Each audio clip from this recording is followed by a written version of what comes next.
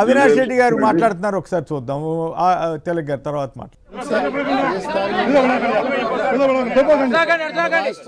దేశంలో ఎప్పుడు ఇంత వరస్ట్ చెత్త ఎన్నికలు ఎప్పుడు జరిగి ఉండవు.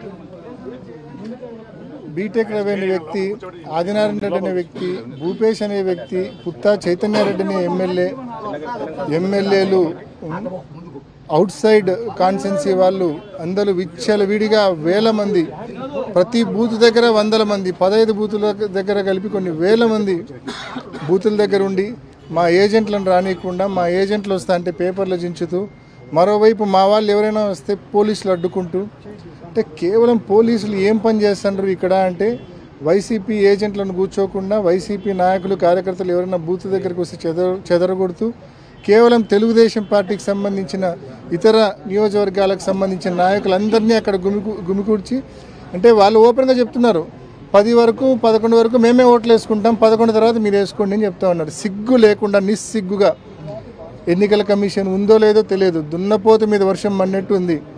ఏ మాత్రం స్పృహ చలనం లేనే లేదు. ఇంత ఘోరాతి ఘోరమైన ఎన్నికలు నిజంగా గతంలో ఎప్పుడు చూసి ఉండం. దురదృష్టం. Sad state of affairs.